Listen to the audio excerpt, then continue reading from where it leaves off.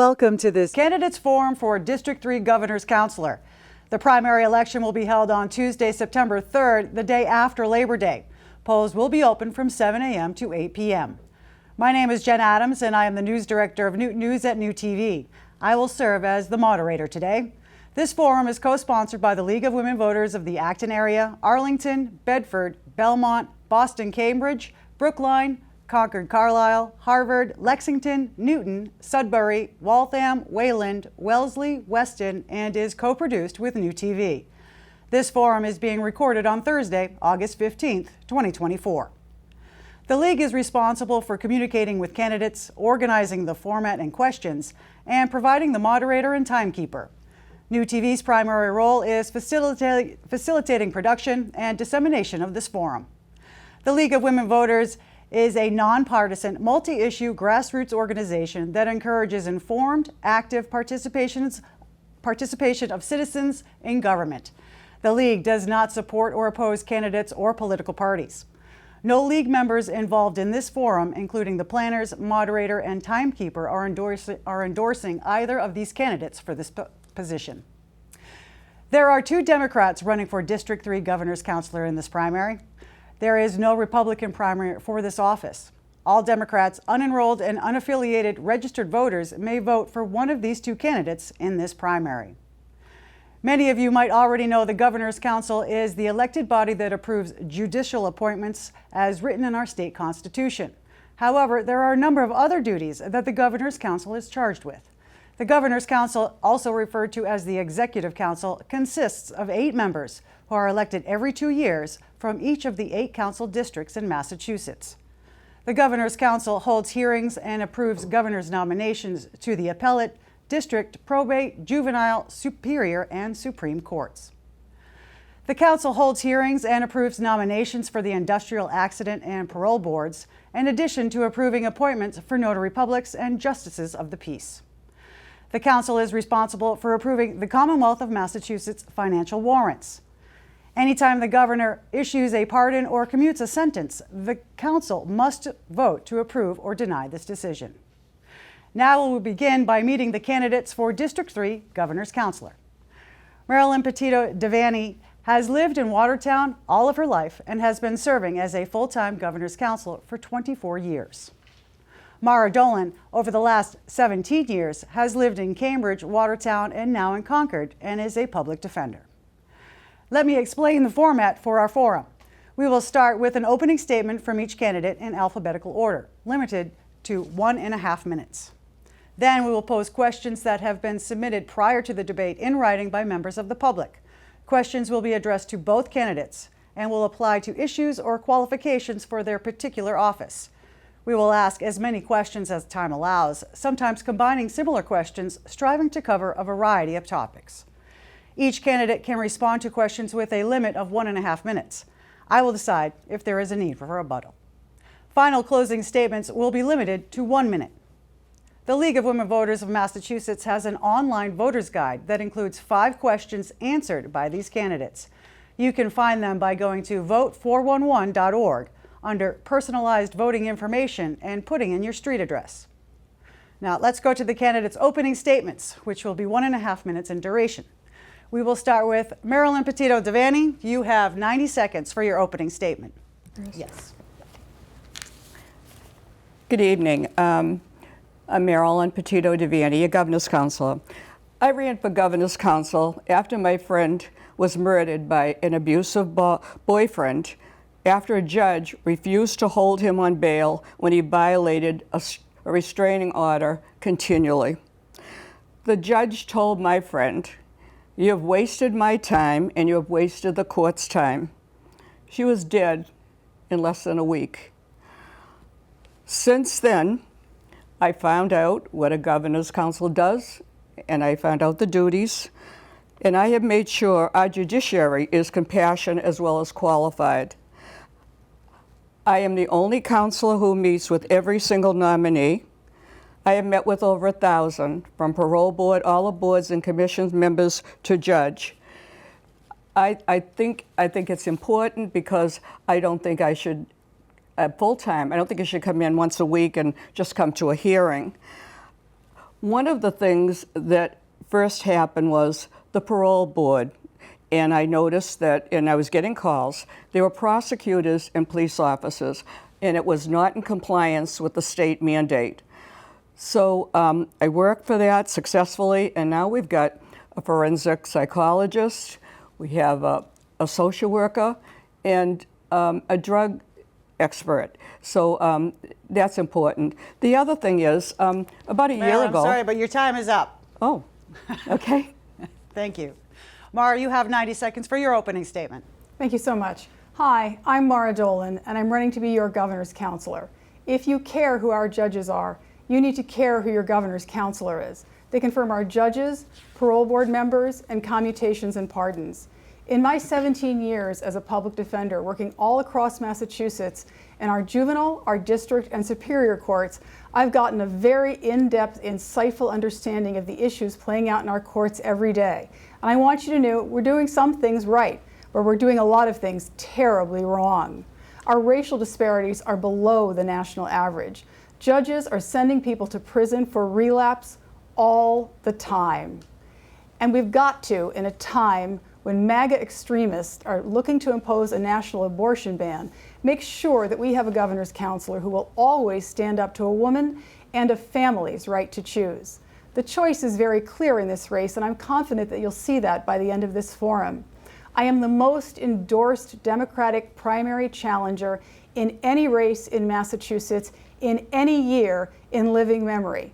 It's because the choice is so clear.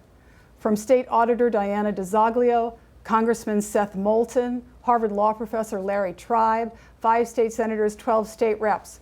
I'm running for equal justice under the law to make sure that everyone who leaves a court of law in Massachusetts knows that they've been treated fairly and that there was equal justice under the law. And I ask for your vote in the Democratic primary on September 3rd. Thank you, Mara. Now we'll move on to our first question. And Mara, this goes to you. You will have 90 seconds to answer. And the question is, why do you think the Governor's Council is important? And what are your top 3 priorities? The Governor's Council is tremendously important. The Governor's Council is the gateway to an entire branch of government. You don't get into the judicial branch without going through the Governor's Council. It actually couldn't be more important. And there are only 8 Governor's Counselors, so voting for the one Governor's Council you get to vote for is incredibly important. I have a number of priorities. I'm very, very concerned, as I mentioned earlier, with how we're treating people with a substance use disorder. I'll make sure that judges understand the science of addiction and know how to work to support recovery. As I said, very concerned about racial disparities. We are below the national average. There is no excuse for that. So as your governor's counselor, I'll make sure that all nominees are ready, willing, and able to fight systemic racism with every tool that the law allows. Last, I will make sure the nominees are 100% pro-choice, that they will support a woman and a family's right to choose. End of discussion. Thank you very much, Mara. Marilyn, the question goes to you. Would you like me to repeat it? Why is it important? What is it? Let me just read. Why do you think the council is important, and what are your top 3 priorities?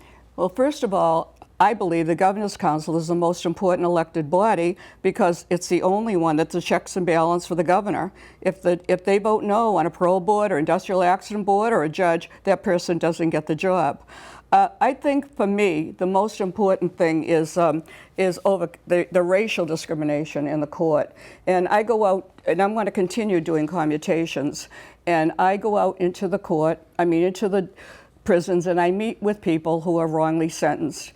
And we have been successful, and I love the governor, and she is supporting me to continue that. I think that is very important. I think that it's very important to recognize that I have been very concerned about not having enough minorities in the court. And I'm proud to say that I voted for many historic firsts that reshaped our SJC to reflect the people of Massachusetts. The first black man Chief Justice, the first Jewish Chief Justice, a man, first black woman Chief Justice, first openly LGBT Justice, a woman, first black woman Justice, and a first Asian Justice, a woman. I think that I think that's the thing, but I think that we have to do something about the parole board, and that's one of my priorities. We have 7 members, and they're going from the western part of the state to the Cape, and they're really running out of time. And so we need 2 more, and I have advocates that are supporting me for that, so that we can have, we're not having the LIFA hearings, we're not having the pardons that we need. So if we do that, we can have 2 more, send them to the western part of the state. Parole board, commutations, those are very important. Thank you very much. We can move on to question number 2. Marilyn, this goes to you first. How would you work to resolve conflicts with your colleagues, including the governor, regarding issues or personnel? How would I work with them without conflicts? How would you work to resolve the conflict? Well, you know something? I get along, but I don't go along. And what happened was, a year and a half ago, I came into the State House and I was told by one of the councillors that they all voted on the phone to close down our streaming of our hearings to the public. I was very upset. And the Boston Herald said, after a month-and-a-half long crusade by Councillor Marilyn Devaney to restore the Governor's Council live stream, the video will return for the next meeting. I didn't do it alone. I got support from the ACLU and MassPIRG and a lot of the progressive, organizations. But, I have principles. I don't believe that we should be voting for ourselves. We vote for clerk magistrates, and we have had two members that became clerk magistrates. Even one in the past was a judge. And if you're voting for those positions, it seems like a conflict of interest to me. So that's the thing, that I don't go along with that. And it wasn't popular for me to get the mainstream back to the. But I served on the Committee of Disabilities for 22 years, and I was especially happy that they could participate in our hearings. Those are the things that are important. It's public's right to know. Thank you, Marilyn. Mara, the question goes to you. Would you like me to repeat it? No, thank you. The question was clearly about how the candidate would contribute to conflict resolution. It's an important question, as it is well documented that my opponent has had some contentious interactions with her colleagues. We had a forum recently where she was asked if she deliberates with her colleagues. I think deliberation is incredibly important. The Governor's Council is designed to be a deliberative body. She said that she does not. And she didn't answer the question on conflict resolution, so I think that tells you what you need to know about her ability to practice professional conflict resolution skills. But I work with all kinds of people. In court, you're working with disparate people. There are prosecutors, defense attorneys, court officers, probation officers, clients, witnesses. We manage to work together to hopefully come to a good outcome for everyone. So all that I do is engaging in conflict resolution, and I've worked for many years doing this, and I'm quite good at it. Thank you very much. Mara, the third question goes to you first. Should the governor appoint only judges whose views align with her own political beliefs, or should the courts of the Commonwealth be politically diverse? Of course, the governor should not only nominate people whose political beliefs align with theirs. We need to be beyond politics when it comes to our courts. And as your governor's counselor, I will be. I note that my opponent voted against James Kelcourse for parole board. He was a Republican state rep at the time. I don't know whether that's why she voted against. I'll let her say why she voted against him. But I can tell you this. He has turned out to be an extraordinarily effective parole board member who has served with distinction. I would never vote against someone because of their political background. Thank you. Okay. I'd like to rebut. You can answer the question first. Would you like to answer I thought we had a chance to rebut. You do, but you haven't answered the question first. I have to ask you the question. Should the governor appoint only judges whose views align with her own political beliefs, or should the courts of the Commonwealth be politically diverse? Can you repeat it louder? Absolutely. Should the governor appoint only judges whose views align with her own political beliefs, or should the courts of the Commonwealth be politically diverse? I don't think that. Well, first of all, to make it clear, we don't vote on abortion, and so and there's only one court, and that's the Superior Court for under 15-year-olds without parental consent. And canon law, and all lawyers know that if a judge has any objection to any of the case before them, they have to recuse themselves. So, you know, that I think is an important legal, you know, thing that has been said. I really, you know, but as far as me voting against this person, he wasn't up for reappointment. He was a state rep who never went to a parole board, who never filed anything to do with justice or anything, and he came to the hearing and said he ran because he applied because he called 2 of the counselors and they helped him, and they got him on in 2 weeks. He was up there. The good thing is he's learning and he's doing well, and I'm very happy with that. But he didn't have the qualifications that are required by the mandate to be a social worker, to be an addiction specialist, all of that. He didn't meet any of it. And so he's learning, and I'm very pleased because he is serving with the best parole board that we've had. So he's learning. But I didn't vote against him on a reappointment. I voted him coming in because he didn't meet the mandate. I would just like a quick Yes, you rebuttal. have 30 seconds. This is the second time that she's made reference to the parole board being out of compliance with the statute. It's simply not true. The makeup of the parole board is determined by statute, and no governor has been out of compliance with the statute. That's all. Thank you. You have 30 seconds. Okay, first of all, when I first got elected, we had prosecutors and we had police officers, and we were getting calls from people from even, you know, there was a Northeastern person who was involved with prison advocates, and they were shouting that we can't have any more prosecutors. It was down at 30%, the parole rate, and so now that we've had people that have all of the things that we need, forensic specialists and all of that, we're really, you know, the parole rates are coming up. So, you know, but it should meet the mandate. And as far as the parole board, I did lead that, and I did get it done, and with the governors did it. Yep. Thank you. All right, we'll move on to question number 4. Marilyn, starts with you. Would you ever consider past members of the prison population who are now rehabilitated to serve in this role as parole board appointees?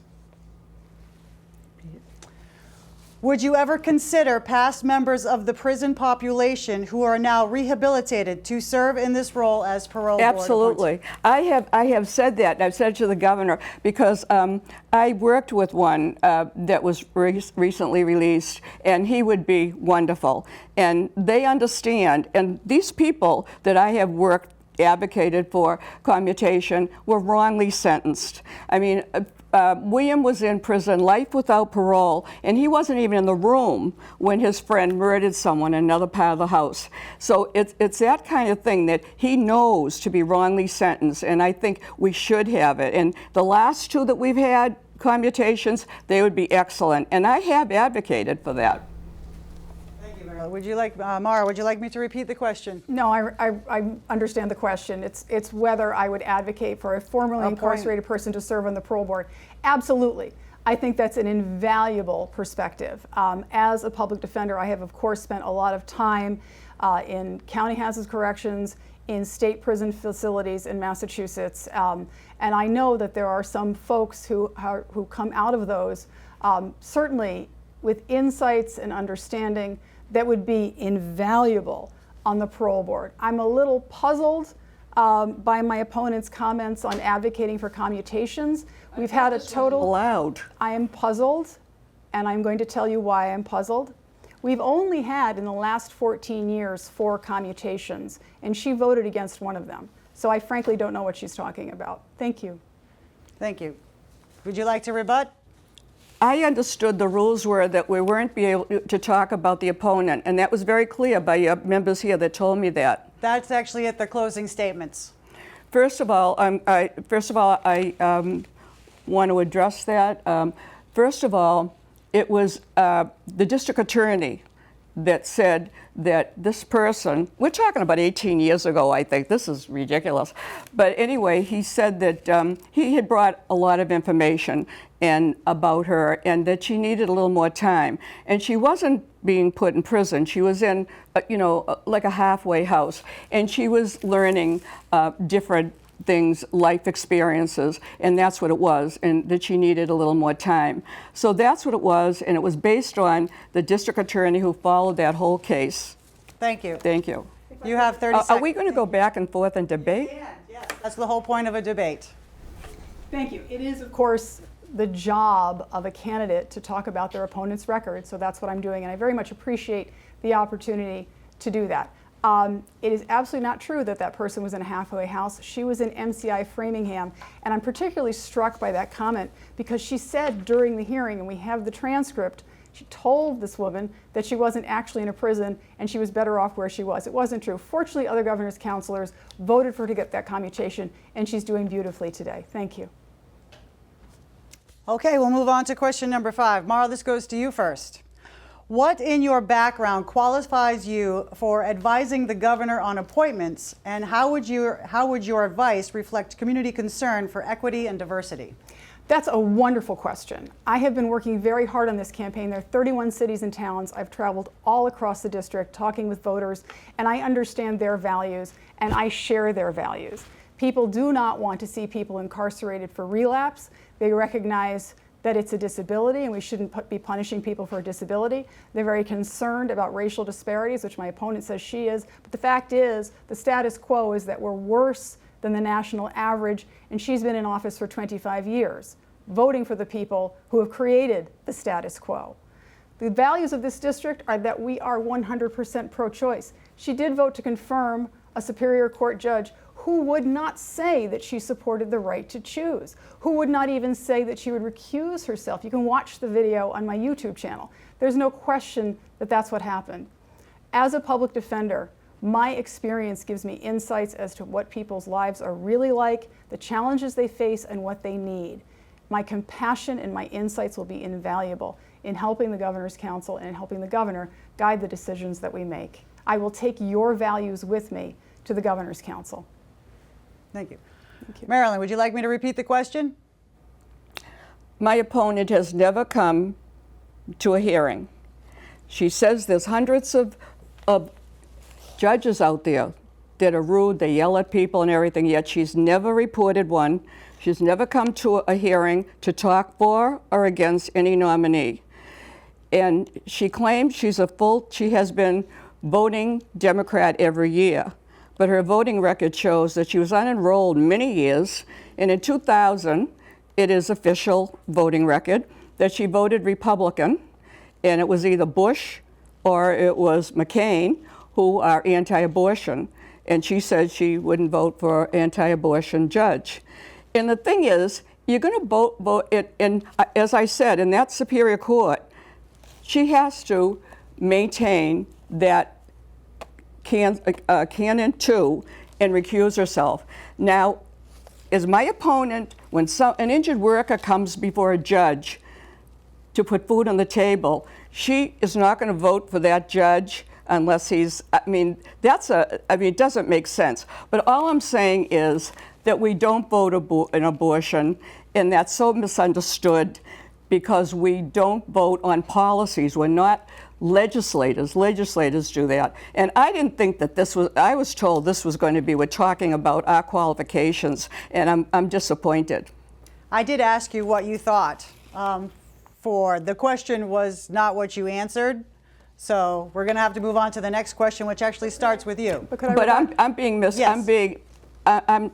things that she's saying that I didn't say, and this isn't really fair. Not fair. You have a right to say your opinion after she says hers. I thought we were going to talk about our qualifications. Thank you. Everything I say about my opponent is accurate and documented. I've never said hundreds of judges are rude, and I have never witnessed a judge do anything that rose to the level of removal. My opponent says we don't vote on policy. Oh, yes, you do. Massachusetts judges have been deciding cases involving abortion for hundreds of years, and they will continue to do so. It's a values issue, It's priorities issue, it's an equity issue, it's a health issue, and it's a top priority for me. Thank you. Would you like to say anything else? I'd like to say that I have a copy here, a 21-page case that my opponent accused 2 police officers of being racist. And the federal judge gave her month after month, and after a year, she still couldn't show any evidence of racism. So the federal judge fined her.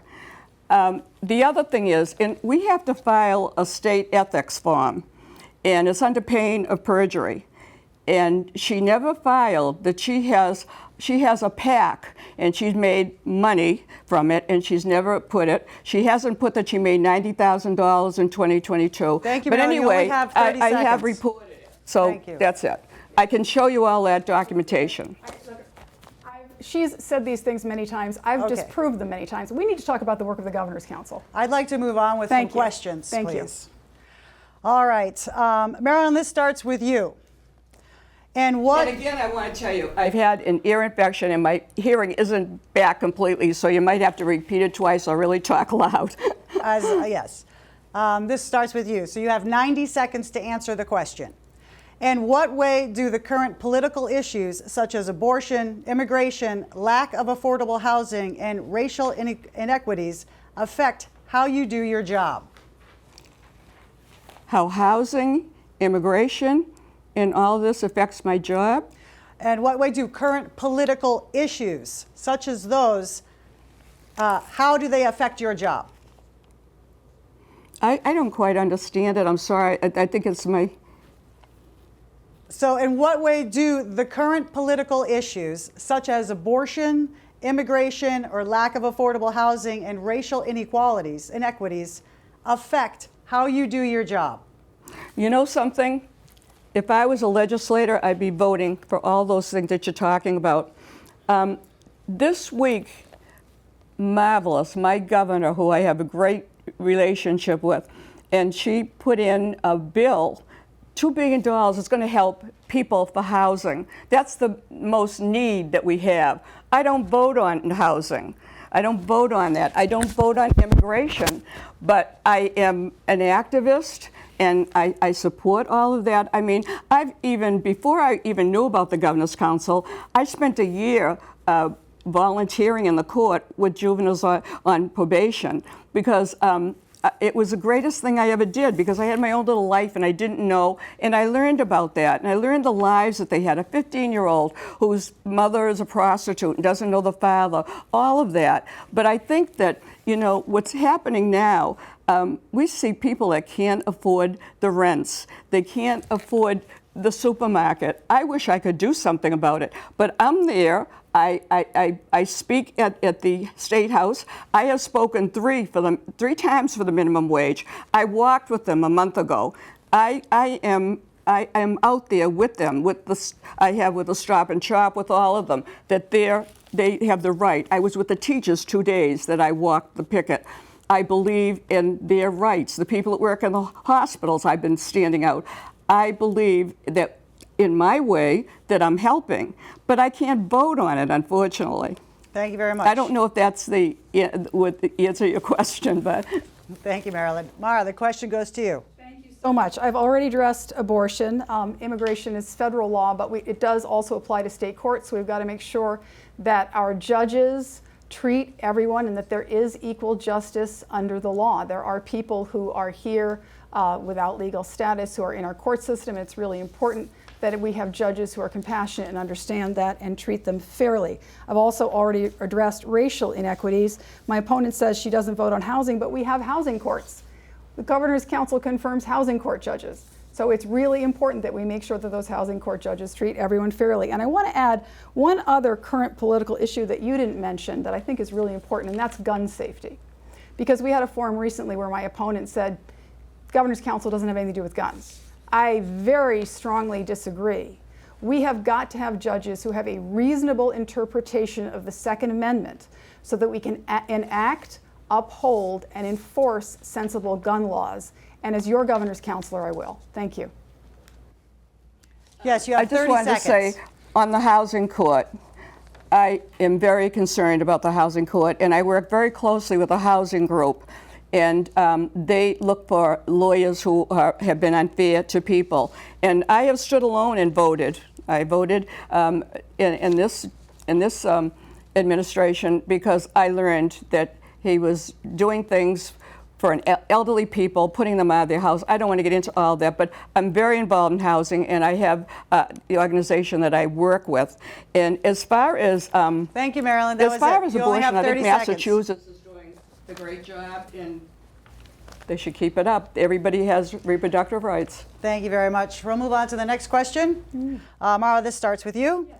How can the Governor's Council ensure that the Industrial Accident Board is fair and impartial? The same way that the Governor's Council has to do that for every single court we have, from juvenile district superior courts to housing courts to probate and family courts. The question is whether the nominee will treat everyone fairly with equal justice under the law. Do they understand the issues the people who appear before them are facing? There are judges who, for example, I'm a public defender. I have clients who have no money. They have no money. They can't pay the fee that they were ordered to pay for a court-appointed counsel. Sometimes it's free and sometimes there's a fee of $150.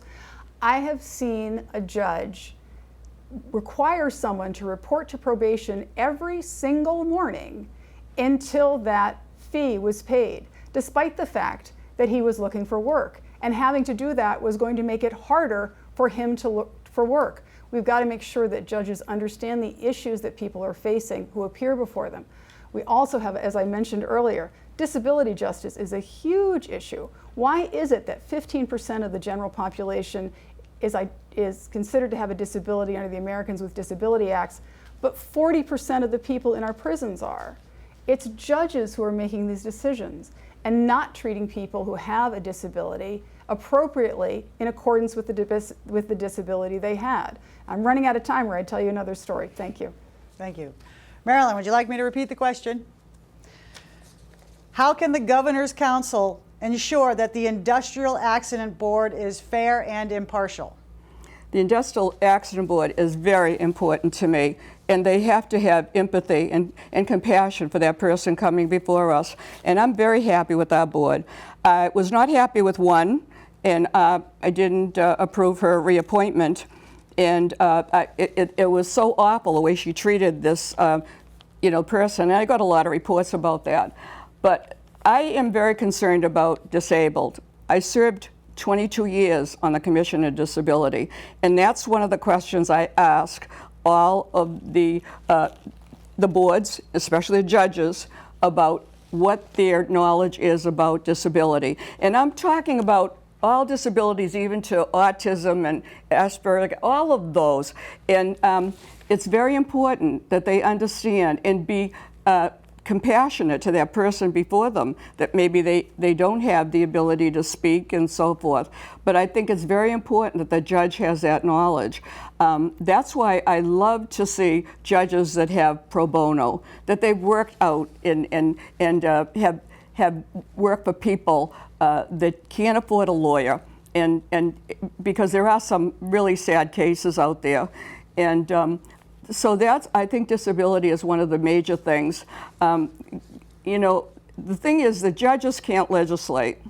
And so I think gun safety, it's sad. Look at those children that were killed in kindergarten. They would have been graduating. There's no one that cares more than I do, and to be involved. And like I said, I've been in the marches and all of that. Yep. Thank you.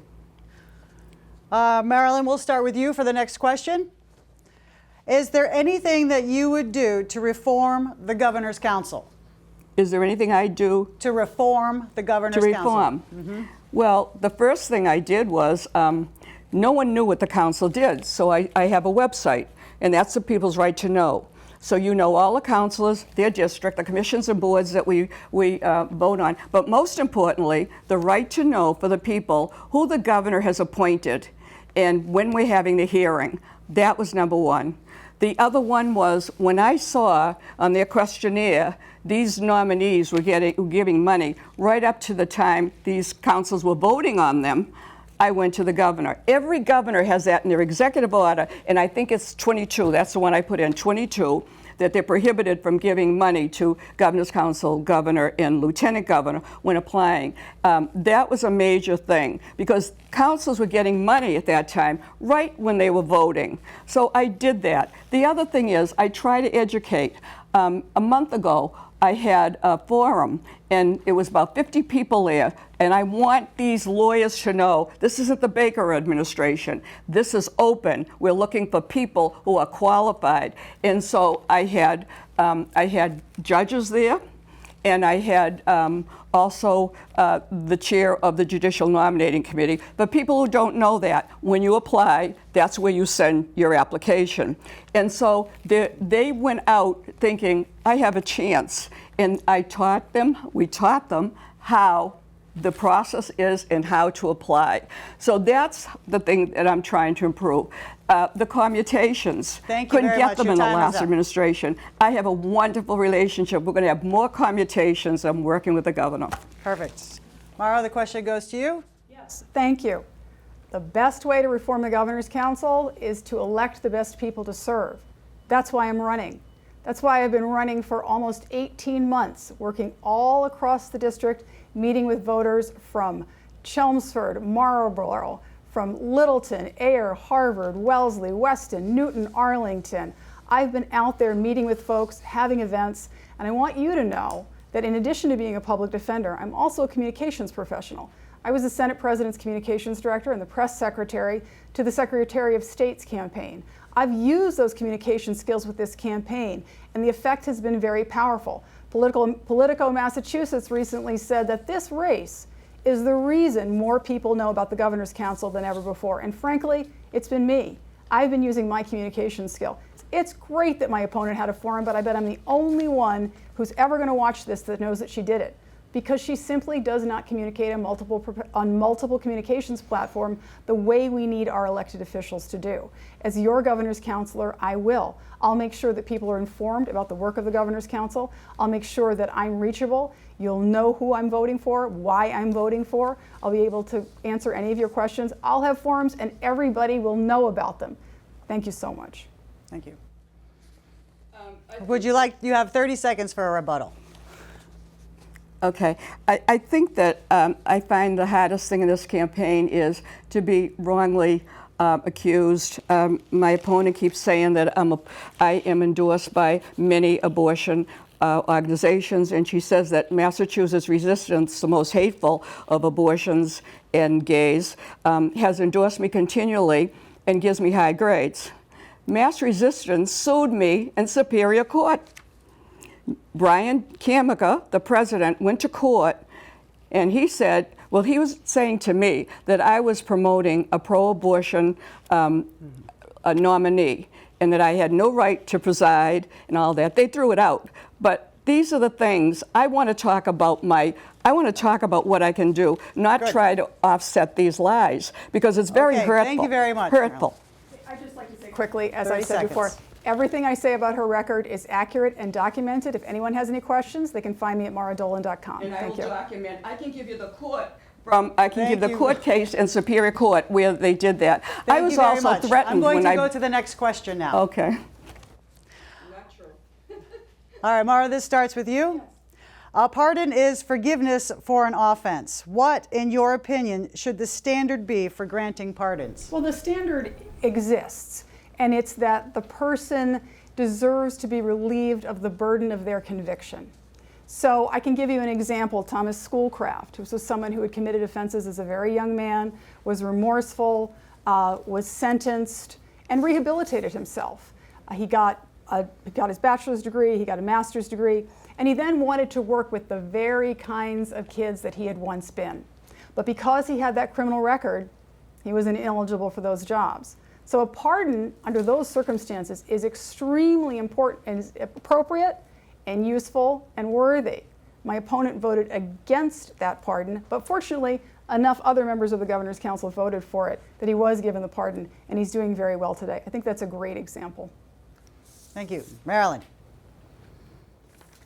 Oh, sorry. Can I speak on that? A pardon is forgiveness for an offense. What, in your opinion, should the standard be for granting pardons? For what? What in your opinion should the standard be for granting pardons? For pardons? Is that the right question? Yes, that's Well, first of all, I think that we have to look at the parole board. And I go to the parole boards, or I get a tape, and I talk to them. I want to hear why they, approving or not approving. They're doing a wonderful job. I'm going to tell you, I can't say enough of it. But I think a pardon should be, they should be doing some things in prison that have a merit. And I have seen people who have got their GED, who have taken different courses for, for whether it's addiction or whatever it is. And I have seen so many of them. And I go to, and also I go to drug courts, and these are in drug addiction graduations where people have gone through the program. I voted for a national pardon for people who are convicted of possession of marijuana. We've got to believe in second chances for people. They have to go on with their lives. That's what a pardon is. And I have seen, we didn't have many with the past, but I remember one man came up and he was 17 years old and he was going to school, and a friend stopped him on the way, a 26-year-old friend, gave him 5 bags of marijuana. He was innocent, he had no idea, but there's a school law, and he went to prison. I mean, that's what I'm saying. There, I don't believe in the minimum mandatory sentencing. The judge has to have some discretion, and that's when it's so sad that someone's life is ruined like that. Thank you, Marilyn. Okay, we'll move on to the next question. Marilyn, we start with you. What is the pathway to accountability in the Governor's Council? What is the pathway to accountability in the Governor's Council? For the members, or what? Yes. For the members? Mm-hmm. Okay. Well, first of all, one of my aims is an open meeting law. And for people who don't know the open meeting law, when I was a city councilor, every municipality, whether you're a select board or whatever, are under that. So you can't be on the phone and vote, you can't go to a restaurant and vote. And so I believe everything should be public. And I will meet with everyone public, but never private. So if we had the open meeting law, for example, the councilors couldn't have voted on the phone to shut down our hearings for the public. So that's one of my aims that I want to do. The other thing is the parole board. I want to increase the parole board, and I'm hoping that we can do that quickly. And so those are the things. You're talking about how we can improve it? How can, yes, pathway to accountability. The accountability, I start when I'm presiding, and the way it works is if you're the district councilor and you live in my district and I preside, I start off by saying, councilors, please stay for the complete hearing. This is to be respectful to this nominee and to hear every answer that she or he says. That's accountability. Coming. I have only been absent once in 25 years when my husband died. I believe it should be, it's your responsibility, and you are elected, and you have to have some accountability. The other thing is, you don't. Your time is up. All right. Mara, the question goes to you. This is a great question, but I can't help but observe that beginning a hearing by admonishing your colleagues is probably not a good tone to begin with. I do think we do need greater accountability for the Governor's Council. It's transparency is the answer. It's full transparency. The greatest champion of transparency in Massachusetts right now is State Auditor Diana DiZoglio, and she endorsed me because she knows I'm a champion of transparency too. I will make sure that folks know what's happening, who's been nominated, how we're voting. We do need a record of how people vote. You can find that by going to Mass Lawyers Weekly or State House News, but those are subscription-only services. So if you don't have a subscription to those, you may not be able to find out how councilors voted on a particular nomination. We simply have to have those records available, easily accessible to the public. And as your governor's counselor, I'll make sure that happens. Thank you. All right, we'll move on to the next question. And Mara, we start with you. Yes. Are you in favor of digitized voting in your committee meetings, and why? Well, I'm not sure exactly what you mean by digitized. Does that mean remote? Say that, I'm sorry again? I don't really understand what you're saying by digitized. The question is, are you in favor of digitized voting in your committee meetings and why? So my guess is that you would be... That there's a record of the votes. Yes. I think that's what that means. Yes, absolutely, there should be a record of the votes, no question. Yes. Marilyn? On the council, we have a roll call vote, and it's all recorded. So there's, it's different than the legislators. So you can look up our record and see, is that what you mean? Something like that. That's accountability. Yes. The other thing is, I think that the councilors all should be present, unless you have some reason, some disability, or you're sick or whatever. But you're not allowed to vote unless you're present. And that's a given, and that's a law, and that's right. That's how it should be. But I think that's about what you're referring to. That's my guess as well. I did not write these questions. It's a good question, though. This will be our last question, and Marilyn, we will start with you. What are the main points you want voters to remember about you and your candidacy? As I said, this ear infection is doing me a job. I can repeat it I'm if sorry. you like. All right, louder. What are the main points you want voters to remember about you and your candidacy? I want them to know that I'm a fighter, and I fought for the parole board. I fought for the people's right to be able to see our hearing. That I want to do the right thing, and I want to continue to go out to the prisons and get commutations. And I'll tell you something I'm very concerned on, and I'm going to keep on this. I've gone out to the prisons, and there are people who are not getting the health benefits that they should have with doctors. Some of them are actually dying. And I've talked to the governor about this. So I'm very concerned about the prisoners not getting that. In fact, recently, someone was suing a prisoner because never had any dentists, never had any dental. So I think, they're human beings, and I think that we should be looking at that, and they should be able to go to a hospital and get the benefits they do. They're really not, and I know because I'm talking to people in the prison, I'm talking to people who have commutations, and they tell me what's happening there. So I'm really concerned about that. So I think that, the parole board, to increase. I think commutations and pardons, those are my priority that I want to continue. And the people's right to know, and to keep that system that they can watch our hearings. That's the people's right to know. Thank you very much. Marilyn, Mara, the question to you. Thank you. I want people to take away that I'm running to be the first public defender on the Governor's Council. Since the Supreme Court established the right to counsel in 1963, we've had 52 governor's counselors. Not a single one has been a full-time experienced public defender. It is a perspective that is badly needed and badly overdue, particularly when you take into consideration the fact that the ratio of former prosecutors to former public defenders who are now judges in our trial courts is 2 to 1. The system is badly out of balance, and as your governor's counselor, I'll help restore that balance. I want folks to take away how concerned I am about racial disparities. The fact is, what we're seeing with racial disparities that are below the national average are the result of the judges my opponent has been voting for 25 years. We need change. Juvenile justice. She says that the science of brain development is just pages in a book. I disagree. It's real. I've represented hundreds, maybe thousands of children in our juvenile courts, and it is very real. And I do believe that we need to raise the age of juvenile court jurisdiction, and as your governor's counselor, I'll be a very powerful advocate for that. Abortion rights. Abortion is on the ballot, and it is on the ballot in this race too.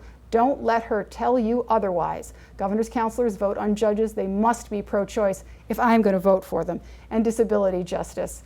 Thank you. Thank you, Maura. Marilyn, you have 30 seconds. Okay. First of all, one of our counselors who is now left, he was a public defender in the past. And And we have looked up the record, and my opponent hasn't worked 4 years for public service.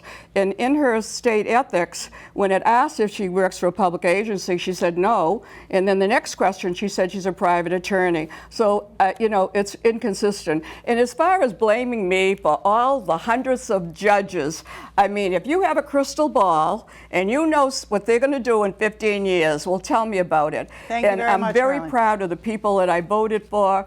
And don't have a crystal ball, but I'm not Thank you. taking blame for all of the people that she's talking about. Thank you very much, Marilyn. All right, we will now go to closing statements, which will be in reverse alphabetical order. Each candidate has agreed to all of the league ground rules, especially to focus their closing statements on their own policies and plans and refrain from engaging or discussing their opponent. There will be no personal attacks on the opponent during closing statements since there is no rebuttal allowed after closing.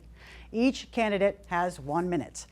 So Mara, we will start with you. We have 60 seconds. Thank you. The choice is clear. It's time for change, and I am the candidate who will deliver. I don't have time to tell you all of my endorsements, but I want to tell you as many as I can because I want you to know that the people you trust me. State Auditor Diana DeZoglio, Congressman Seth Moulton, State Senators Mike Barrett, Will Brownsberger, Jamie Eldridge, Cindy Friedman, Becca Rausch, House Majority Leader Mike Moran, House Assistant Majority Leader Alice Peisch, State Reps James Arciero, Simon Cataldo, Michelle Socolo, Ken Gordon, Rich Haggerty, John Lawn, Dave Rogers, Dan Senna, Tom Stanley, and Tommy Vitolo. Because we're in Newton. Newton City Councilors Vicki Danberg, Andrea Downs, David Callis, Andrea Kelly, Maria Scabelli Greenberg, Becky Grossman, Bill Humphrey, Allison Leary, Rick Lipoff, Harvard Law Professor Larry Tribe, Danielle Allen, Progressive Dems of Massachusetts, Progressive Mass, Our Revolution Massachusetts. I could go on. Go to my website, maradolan.com. I'm asking for your vote in the September 3rd Democratic primary. I'm Mara Dolan. Thank you so much. Thank you, Mara. Marilyn, you have 60 seconds for your closing statement. You can see my endorsements on my website, but I'd like to say that my entire career has been about reform. I promised reform when I ran for governor's council, and I delivered it. I'm a full-time member, the only one who vets and meets with every single nominee, over 1,000. And there are no minor nominations. Every one of them makes decisions that impact your life. Maybe not you, but someone in your family. I'm very proud of the historic votes that I made. And we can't go back to the bad days before my reforms when decisions were made behind closed doors, like when a judicial nominee did not disclose a family member was on the governor's council, or when nominees could donate to the councils up to the moment of their hearing. Because of Governor Healy, I can't be more enthusiastic to work with her. The things that we're doing is so, you know, for housing this month and for, all of the changes she's made that you can marry in when you want. That was this month too. So I want to continue, and I have the energy. And you know what? We did have a public defender, and Bob Thank you very Jubigo, much, we Marilyn. did. So, thank you very much. And you know what? We have 5 lawyers that run every time out of 8. Thank you very and much. you know what? Thank you, Marilyn. I believe That that is the it. brain is not developed to 25, but I think if you're 20 or 21, you should be held responsible for the crimes you commit. And I was delighted. Thank you very much, Marilyn. Your time And they is now just up. voted to 18. Thank you. I would like to I thank love both that. of our On the candidates for juvenile running court. for office and for participating in this forum. I also want to thank NewTV and the local League of Women Voters in District 3 for providing this opportunity for candidates to make themselves known. And thank you to the audience for all of the questions you sent. Let me remind the audience that both of these candidates are running for District 3 Governor's Councilor. All Democratic and unaffiliated voters in District 3 will vote for one of these 2 candidates. The polls will be open from 7 a.m. to 8 p.m. If you will not be able to get to the polls on September 3rd, you can vote early or absentee. For further information, call your local election office. If you don't know where your polling location is, you can call your local election office or visit the Massachusetts government website at www.secstate.ma.us. On the election department page, you can verify your polling location. Be sure to visit vote411.org to see the voter's guide from the League of Women Voters of Massachusetts. Input your street address and see responses to questions from candidates for all the races on your ballot. Today's forum is a co-production of NewTV and the local League of Women Voters of Massachusetts, District 3. Any use or reuse of this program requires the approval of NewTV and the League and must be shown in its entirety without any editing, only after the program initially airs on NewTV. The opinions, statements, and claims expressed by the candidates in this forum are their own and do not in any way represent those of the League of Women Voters or NewTV. The League of Women Voters is a nonpartisan political organization that promotes informed and active participation in government. The League does not support or oppose specific candidates or political parties. It does, however, take positions and advocate for issues that it has studied. Membership in the League is open to all people. For more information, visit lwvnewton.org. NewTV is Newton's award-winning state-of-the-art media center, specializing in television production, training, and building community partnerships. It is Newton's primary source of locally relevant programming. Membership in NewTV is open to all Newton residents. For more information, call 617-965-7200 or visit the website at newtv.org. I'm Jen Adams for the League of Women Voters and NewTV. Thank you for watching. Participate in our elections and remember, democracy is not a spectator sport.